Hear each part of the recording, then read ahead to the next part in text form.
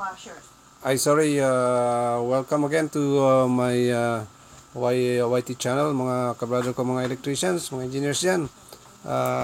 Bago ako mag-discuss, mag-share sa inyo tungkol dito sa line to neutral, line to ground, o sewer, o ano itong earth and neutral, na very controversial sa ating mga close group.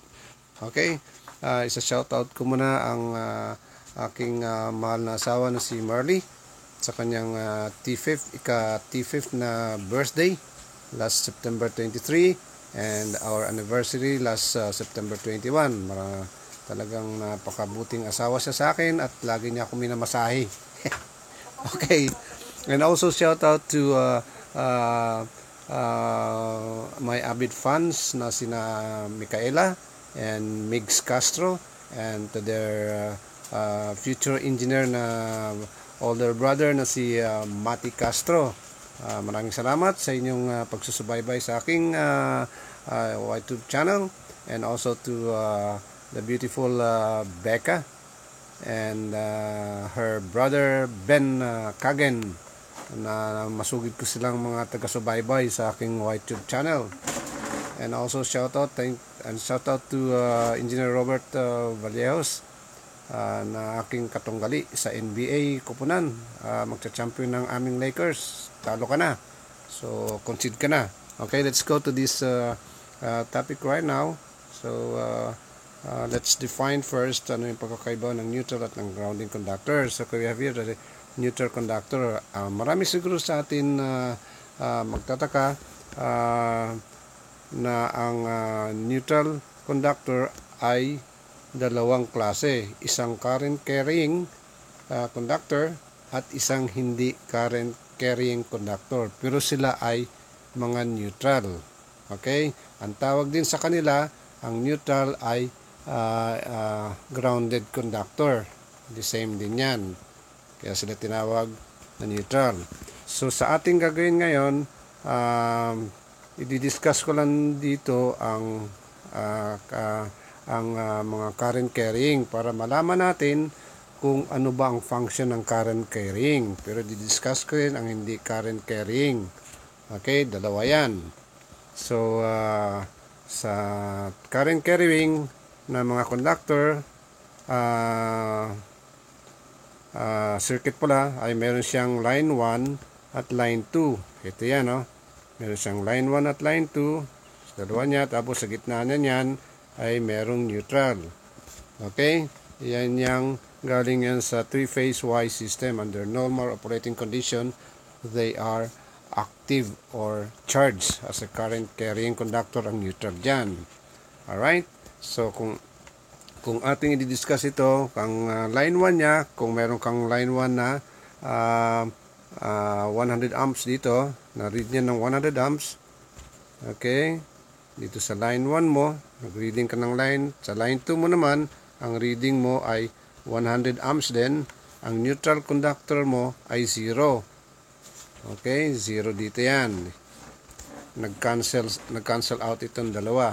So, ibig sabihin, wala siyang i-return doon sa source mo. Ang ibig sabihin yan, absolute zero voltage siya. Ang balance, ang system mo ay perfectly balanced load system, kaya sa naging zero neutral absolute.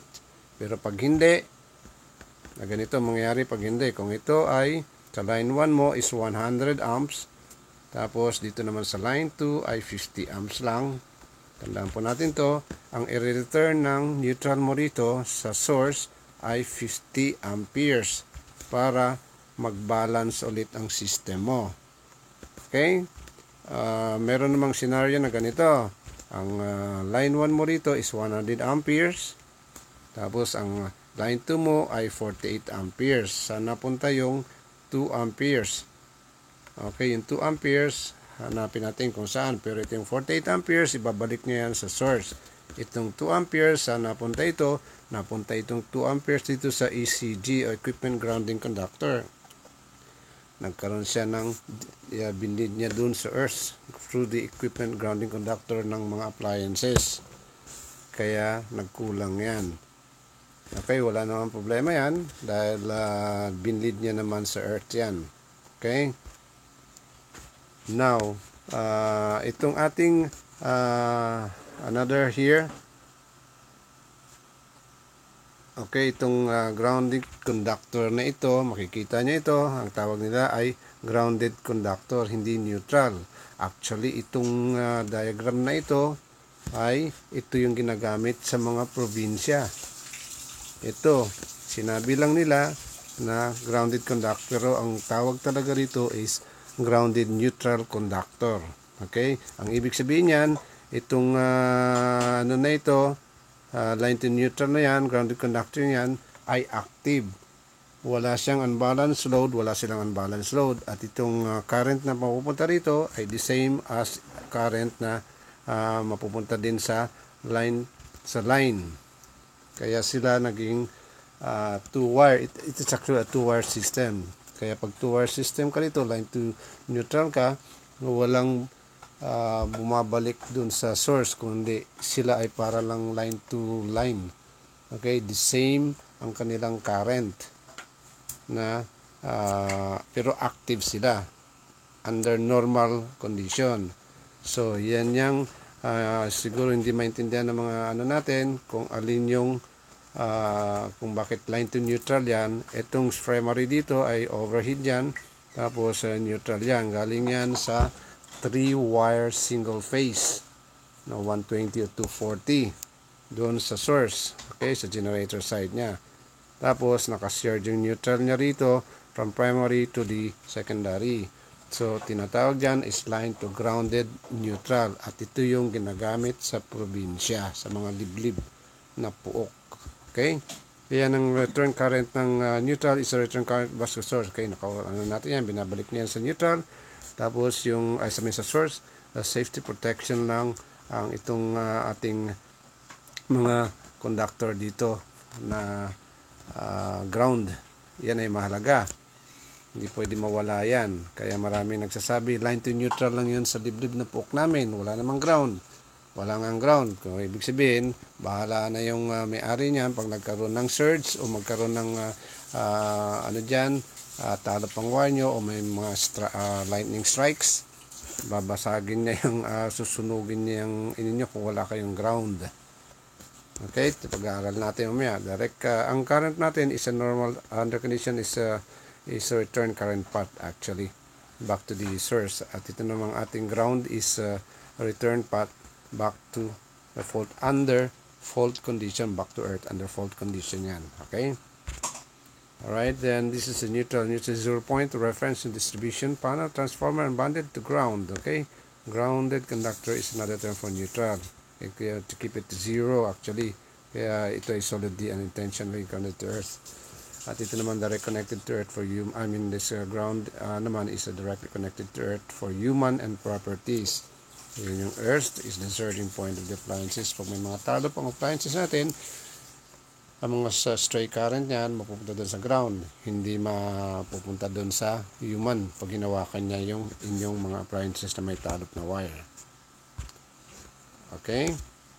Okay, tingnan natin yung functions ng ano dito. Okay? Line to neutral. Okay, yung neutral mo, pag inactivate, para ma-activate ito pa ang live wire mo, yung hot wire mo, okay, pupuntahin dito.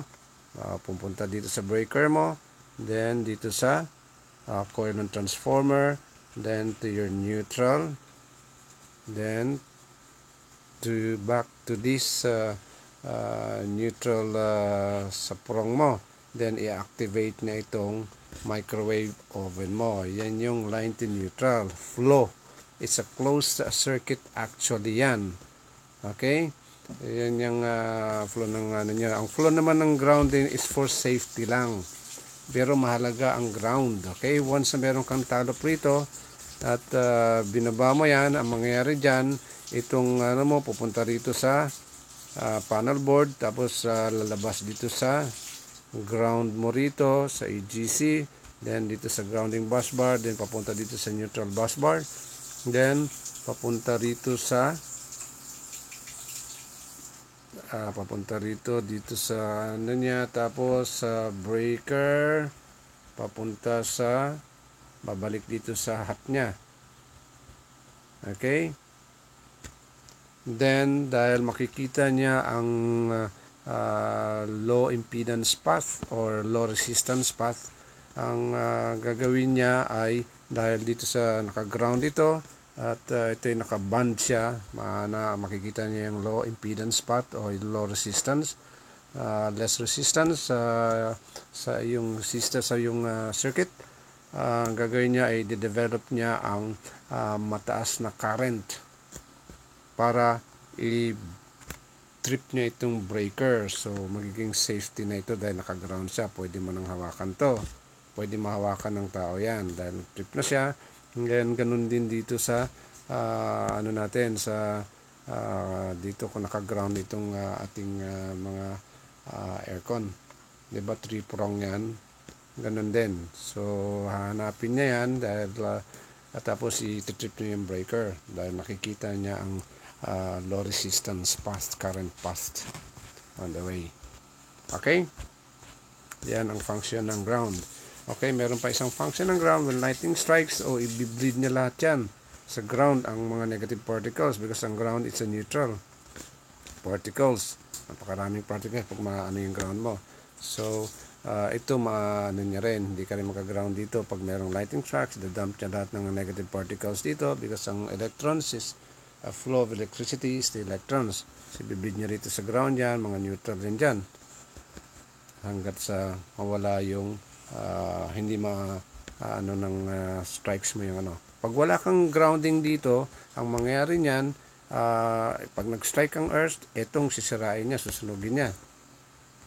Wala siyang papupuntahan dahil wala kang grounding. Ito, sisirain niya rin to. Okay, pwede mo pumutok ito. Kailangan may grounding ka riyan in case of a lightning strike nang tatamaan ka. Okay? Mahalaga ang grounding. Okay, ano yung line to ground to earth? Okay, ito yung legitimate connection, line to neutral or line to grounded neutral plus ground. Okay, meron tayo ritong line to neutral here. Itong mga line to neutral ay mga active ito, fully charged ito. Ito ay single phase lang, okay, 2-wire circuit na dinidetect ng ating meter, ang mga load. Dahil sila ay active parehas o charged, ang line to neutral sa single phase. Okay, hindi sila current carrying dito. So makikita mo pag pinalitan natin itong neutral dito ng earth. Okay, makikita niyo ito. Papalitan mo ng neutral dito. Gawin natin earth yan. Ano mangyayari? Okay, i-activate niya pa rin ang ilaw mo, i-activate niya pa rin yung oven mo, i-toaster mo, i-activate niya pa rin yan. Ang problema niyan, dahil hindi ito active, ito ay patay, ito ay magiging active lang kung ito ay under fault conditions or short circuit or overload. So, mangyari niyan, dahil hindi siya active, under normal operation, hindi magre-read ng consumption ng load ito. Hindi ito iikot o hindi siya magre-read dahil naka-line to earth ka. At ito ay illegal connection, ang line to ground. Tulad nito, okay, line to ground yan. Kita mo yan, pagaganahin niya pa rin ang ilaw mo. Pero, sa isang line lang, ito, hindi active yan, patay yan. Okay, so ano mangyari? Hindi niya i-read, ang meter hindi magre-read. Hindi tulad nito na active sila parehas. Okay, so huwag kayong magsasabi ng line to ground lagi sa mga liblib na ano, baka ano yung kayo ng mga cooperative engineers pupuntahan. Bakit ang baba ng mga billing nyo? Okay? Okay, yung single arc wire return, okay, ito ay wala pa sa Pilipinas. So, hindi actually ito code compliance sa ating ang mga design nito at hindi pa approved for implementations in the Philippines. So, huwag nating anuin ito dahil hindi ito magagawa ng mga cooperative nyo sa daming upgrading ito. May isolation transformer, ang mahal-mahal niyan, tapos ibababa mo siya sa ano, maghanap ka pa ng ano sa 19 kV from 22 kV. Tapos yun yung mga fuse sa mahaba yung mga mararaming transformer yan. So at saka ito, hindi delikado ito sa grounding. Kung mayroon kang swimming pool in between dun sa bahay mo at saka dito sa ano mo, o may tubig ka, may swamp ka riyan, nandun naka-ground na malapit, pwedeng magkaroon ng electrocution ang mga tao dyan na dumadaan kasi nasa ground siya pabalik doon sa ang pinaka-supply niya. Okay, so hindi talaga ito maaprobahan sa ating sa Pilipinas dahil unang-una mahal ang pag installation nito, although madali kasi may mga upgrading. So huwag nating isipin na ito.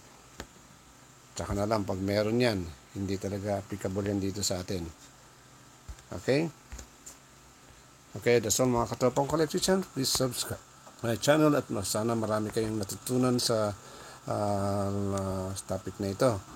And thank you for your sharing and watching this, and share to your katropang mga electricians din. Okay? Ingat sa COVID. Bye. Thank you.